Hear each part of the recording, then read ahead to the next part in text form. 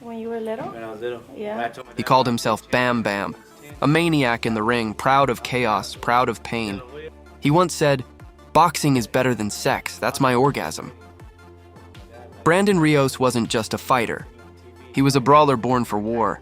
He lived for blood, for punishment, for the kind of fights that break bones and build legends. But on November 24, 2013 in Macau, China, Rios would learn what happens when arrogance collides with greatness, when the storm you unleash meets a hurricane called Manny Pacquiao. At just 27 years old, Brandon Bam Bam Rios carried an impressive record: 31 wins, 23 by knockout, and a reputation for walking through fire. He didn't dodge punches. He absorbed them, smiled, and came forward again. To him, toughness was a weapon, and he believed it could break anyone, even the legend himself. Looking straight into the HBO camera, Rios promised to retire Manny Pacquiao. He told the world he was the next big star, the new face of violence. But this time, Rios went too far. In one of the most disrespectful moments in boxing build-up history, he mocked Pacquiao's trainer, Freddie Roach, a man battling Parkinson's disease. It was tasteless, cruel, and public, and it turned a fight into something far more personal. The boxing world watched in disgust. Even in a sport built on pain, some lines shouldn't be crossed. Pacquiao, the people's champion, the greatest ever to lace up gloves. But at this point in his career, he wasn't just chasing victory, like he was chasing redemption. Less than a year earlier, Pacquiao had been brutally knocked out cold by Juan Manuel Marquez, a punch so devastating it left fans questioning if his legendary run was over. Critics said he'd lost the fire. They said politics had softened him. But Manny refused to fade quietly. "My time is not done yet," he declared. When Rios mocked his coach, when he promised retirement for a living legend, something inside Pacquiao reignited. This wasn't just another comeback. This was personal. Tensions erupted during fight week. Freddie Roach confronted Team Rios in a Macau gym, leading to a heated, viral scuffle that nearly turned violent. Insults were hurled. Cameras caught every second. And as the chaos unfolded, Roach's words cut through the noise. Now it's personal. When the bell rang, the atmosphere was electric. Rios, the self-proclaimed warrior, charged forward, chin high, ready for war. But he didn't find a slugfest. He found something else: precision, speed, genius. Manny Pacquiao didn't just box him, he painted a masterpiece on Rios' face. From the opening round, Pacquiao was a blur. He moved in angles Rios couldn't predict, threw combinations Rios couldn't see, and slipped punches with the grace of a dancer. Rios tried to pressure him, to trap him, to test his heart. But Pacquiao's movement was poetry in motion, in and out, side to side, spinning, turning, landing 5, 6, 7 punches before Rios could even respond. By the middle rounds, the difference was painful to watch.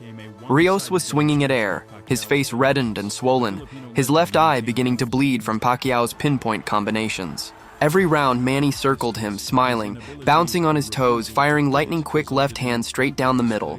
The crowd roared with every shot. Commentators couldn't help but marvel. "He's too fast, too sharp, too good," they said. And most importantly, he still wants it. At 34, Pacquiao still trained like a rookie. He was a congressman, a global superstar, a man who didn't need to fight, but he fought anyway because that's who he was. Rios, to his credit, refused to quit. He absorbed punishment no normal man could take and kept moving forward, smiling through the pain.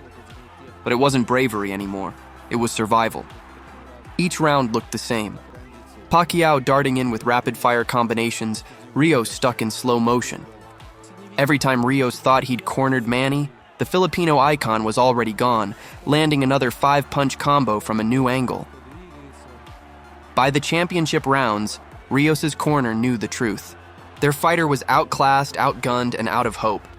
"He's taking too many shots to the head," one commentator said. You have to wonder if they'll stop it. The punishment was endless.